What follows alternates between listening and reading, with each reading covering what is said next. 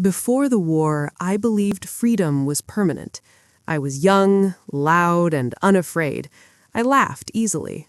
I wore nice dresses. I drank wine in cafes where conversation flowed as freely as the air itself. Europe felt alive then, full of color, confidence, and certainty. I had no idea how quickly all of that could disappear. I first saw the Nazis long before most people understood what they truly were. I was working as a journalist in Europe, traveling, observing, writing. At first, they were just uniforms and marches. Disciplined, impressive to some. Harmless, people said. Then I saw what they did behind closed doors. I saw Jewish families dragged from their homes. I saw men beaten in the streets for speaking the wrong words. I saw fear settle into cities like a permanent fog. And something inside me changed. When Germany invaded France in 1940, Paris fell faster than anyone believed possible. One day it was music and cafes. The next, Nazi flags hung from buildings and German boots echoed through streets that had once belonged to the people. Everyone had a choice: run, hide, or resist. I didn't think of myself as brave. I simply knew I couldn't live quietly under that shadow. So I stayed.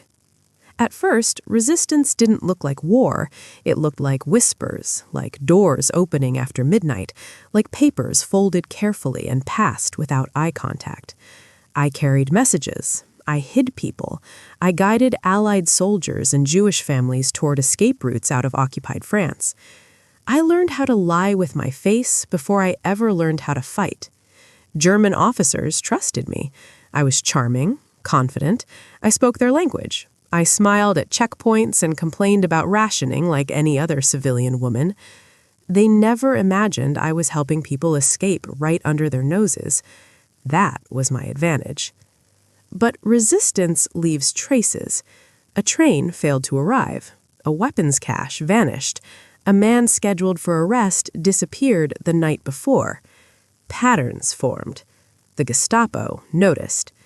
They began asking questions, quietly at first, then violently. I learned how they interrogated, how they broke fingers, how they used fear like a science. And I learned something else too. If they ever truly identified me, I wouldn't survive. By 1942, my name was circulating in whispers. I could feel the net tightening. Safe houses were compromised. Friends vanished. Routes closed. One night, I came home to find the door open. That's when I knew. I didn't pack properly. I didn't say goodbye. I ran. I crossed borders using forged papers, walking for days, hiding by night. Once, I was stopped at a checkpoint with nothing but confidence and a false identity between me and death. The guard looked at me for a long moment. Then he waved me through. Luck, some people call it. I call it preparation. Eventually, I reached Britain, exhausted, angry, alive. I could have stayed there. Many did. The war was far away now, separated by water and safety. But I wasn't finished. I volunteered immediately. The British Special Operations Executive trained me to become something entirely different. Not a courier, not a helper, a weapon. They taught me how to kill silently, how to sabotage railways, how to use explosives, how to command men twice my size, how to survive interrogation. They didn't care that I was a woman. They cared that I was effective. Then came the parachute jump. Darkness below, engines roaring above, the knowledge that once I landed, there would be no rescue waiting. I returned to France under cover of night. This time, I didn't hide. I built networks, armed fighters, organized ambushes. I led thousands of resistance members across multiple regions. The Nazis finally understood who they were dealing with. They named me the White Mouse, because I escaped every trap. Hitler personally ordered my capture. A massive bounty was placed on my head, dead or alive. But by then, I was already everywhere and nowhere. I wasn't afraid anymore. Fear was something I had already survived. And this was only the beginning. By the time the Nazis gave me a name, it was already too late for them. They called me the White Mouse. Not because I was harmless, but because I kept slipping through their traps. When I returned to France after training, I didn't come back as the woman who once guided refugees quietly through the night. I came back sharper, faster, more dangerous. The Gestapo was everywhere now. Posters appeared in towns and villages. My description was vague: female, foreign accent, dangerous. But the message was clear.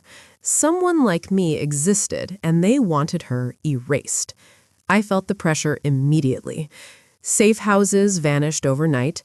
Resistance members were arrested. Some never spoke again. Others spoke too much. Trust became fragile. Every knock on a door carried the possibility of betrayal. I learned to sleep lightly, to wake at the smallest sound, to leave places before they felt unsafe, rather than after. Fear became routine. I moved constantly, sometimes changing locations 3 times in a single night. I wore different clothes, altered my posture, softened my voice. One day, I was a farmer's wife. The next, a factory worker. The next, a woman passing through, who asked no questions and gave no answers. German officers watched me more closely now. At checkpoints, they lingered, asked questions twice, looked at my face longer than they should have. Once, a young officer smiled at me and said, "You look familiar." I smiled back and replied, "People say that all the time." He laughed and waved me through. Luck again? No. Control. The resistance networks I helped build grew stronger, even as the risk increased. We sabotaged railways, cut communication lines, and redirected supplies meant for the German front. Each success tightened the Gestapo's grip. They struck back with brutality. Entire villages punished for one act of resistance. Men executed publicly. Women beaten until they spoke or died. I carried that weight with me everywhere. One night, I returned to a safe house and found it destroyed. Furniture overturned, blood on the floor. No bodies. I knew what that meant. They were alive. For now. I changed routes immediately, avoiding known paths, moving through forests instead of roads. Cold crept into my bones. Hunger followed me like a shadow. But stopping was not an option. During one escape, I rode a bicycle more than 100 miles in less than 2 days, pushing through exhaustion so deep I stopped feeling pain entirely. When I finally collapsed, my legs wouldn't respond. I dragged myself into cover and waited until I could move again. That was the price of being hunted. The Gestapo increased the bounty. 5 million francs, dead or alive. I heard it whispered by resistance contacts with fear in their eyes. Some begged me to leave. Others told me they would die before giving me up. I told them the truth. If they catch me, I said, they won't stop with me. That was why I couldn't disappear. One afternoon, everything went wrong. A resistance meeting had been compromised. We realized it too late. German trucks surrounded the area before we could scatter. Gunfire erupted. I ran. Bullets tore through trees, bark exploding around me. I dove into a ditch, mud filling my mouth, my lungs burning as I crawled through freezing water to escape sight. I stayed submerged until my body screamed for air. When I finally surfaced, I was shaking uncontrollably, not from fear, but from cold and exhaustion. I survived again. Each escape fed the legend. The Nazis spoke my name with frustration now. Officers were reprimanded, units reassigned, mistakes punished. Hitler himself demanded results. They wanted my head. What they didn't understand was this: I wasn't alone. For every step I took, dozens of others moved with me. Farmers, teachers, students, ordinary people who chose resistance over obedience. They hid me, fed me, lied for me. The Nazis could never fully catch me because they never fully understood us. Eventually, the Allies needed more. D-Day was approaching. The invasion required chaos behind enemy lines. Railways destroyed, communications severed, German forces confused and delayed. That chaos would be my responsibility. I coordinated arms drops, trained fighters, led sabotage teams. I wasn't just running anymore. I was commanding. Men listened, not because I demanded it, but because I delivered results. The Gestapo closed in tighter than ever. One night, I was warned just minutes before the rest. I fled through back alleys, scaled walls, and vanished into darkness as trucks arrived at the place I had been moments earlier. That was the night I realized something important. I wasn't just surviving the hunt. I was winning it. And soon, I would stop running altogether. When Hitler's orders came down, they were simple. Find her. Kill her. No negotiations, no arrests, no trials. I learned about it from a frightened courier who rode for hours just to warn me. His face was pale, his voice shaking. "They know your name," he said. "Not just the Gestapo. Berlin." I felt no pride in that, only clarity. There was no going back now. From that moment on, the hunt became merciless. German patrols multiplied. Roadblocks appeared where none had existed before. Informants were paid generously, threatened brutally. Anyone who might know me was suddenly in danger. The Nazis believed fear would finally break the resistance. Instead, it hardened us. I stopped thinking like a hunted woman and started thinking like a commander.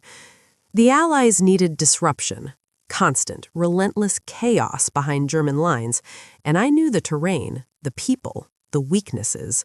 My role changed overnight. I wasn't just surviving anymore. I was planning attacks. We targeted railways first. A single destroyed line could delay troops and supplies for days, sometimes weeks.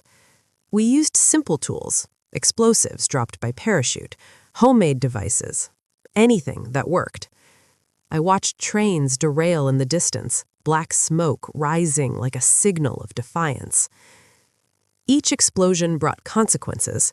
German reprisals were swift and cruel. Villages were searched, men were beaten, curfews tightened. Every decision I made carried weight. I carried that weight with me everywhere. The Gestapo came close more times than I can count. Once, they raided a farmhouse less than an hour after I had left. Another time, I hid in a cellar while German boots stamped just above my head, dust falling with every step. I didn't breathe until they were gone. Fear never disappeared, but it stopped controlling me. Then came the training mission that nearly ended everything. I was sent to coordinate with Allied command, crossing enemy territory again. The journey was brutal. Hunger, cold, exhaustion, all familiar companions by now. When I finally reached the extraction point, I learned my radio operator had been captured. That meant only one thing. They would be waiting for me. I escaped again, barely, but the cost was heavy. Contacts lost, routes compromised, time wasted. That night, alone in the dark, I realized something else had changed. I was tired of running. When the call came to return once more, to lead resistance forces directly, I accepted without hesitation.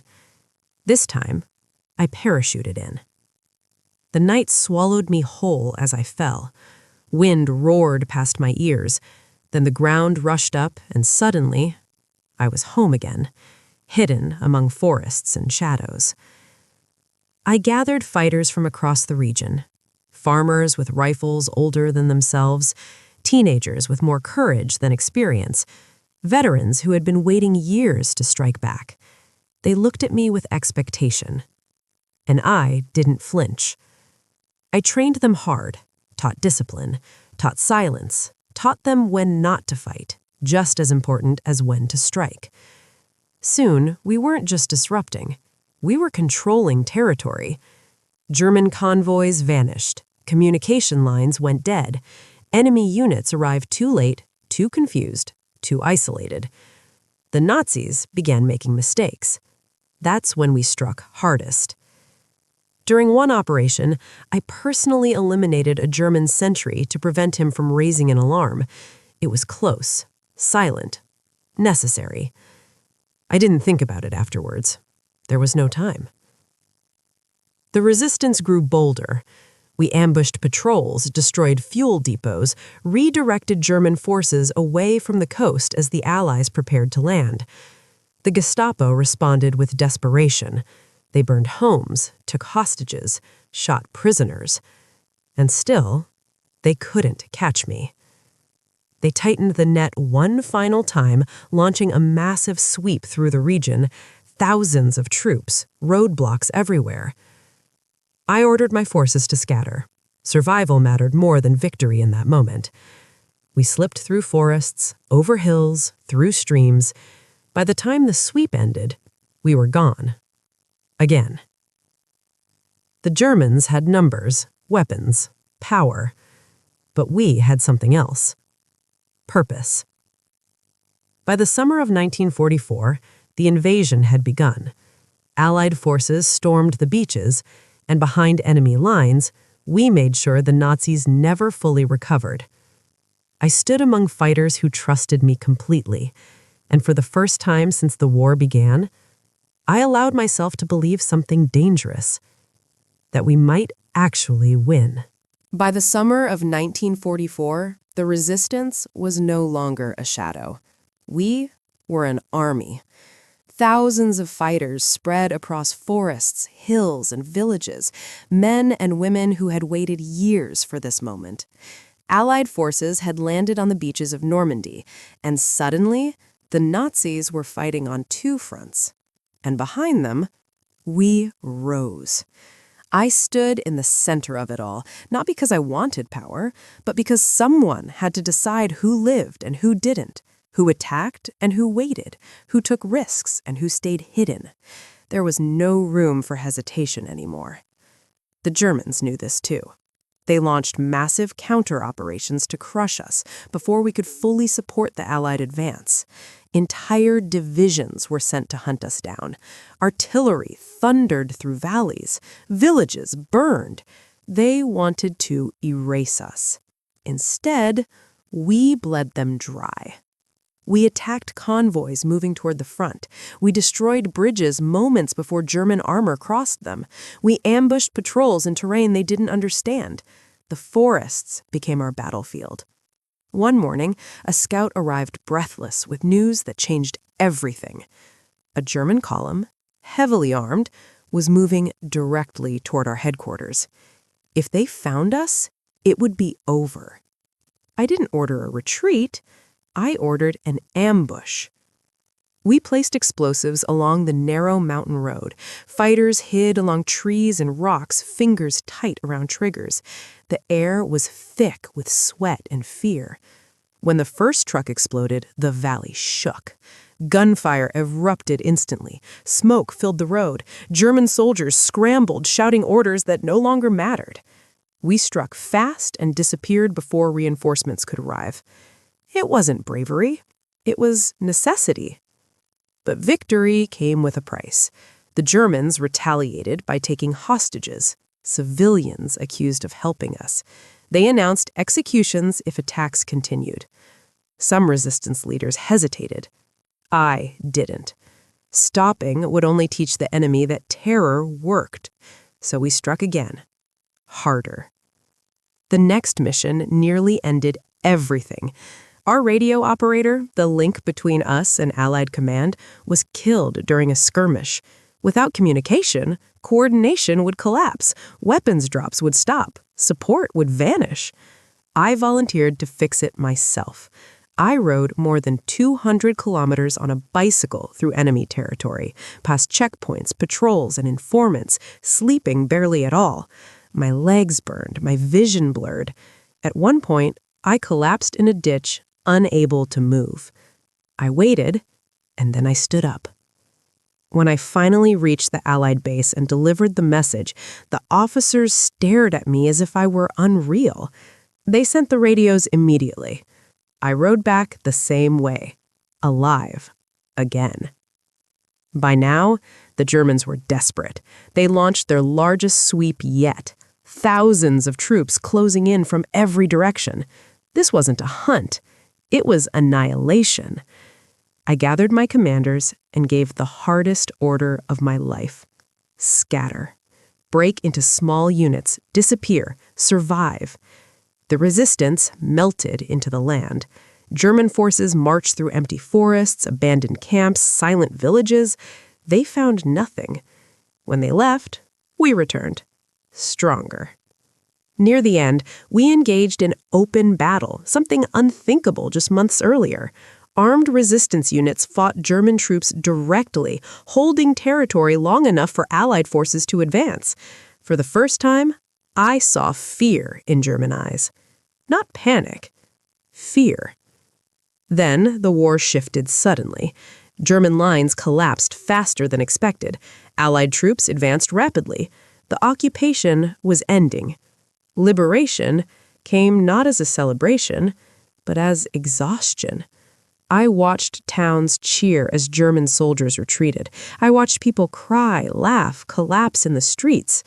And I felt empty. When the war officially ended, medals were offered. Recognition came quietly. I accepted what was given. But inside, I was already somewhere else. Because surviving the war was one thing. Living after it was another battle entirely.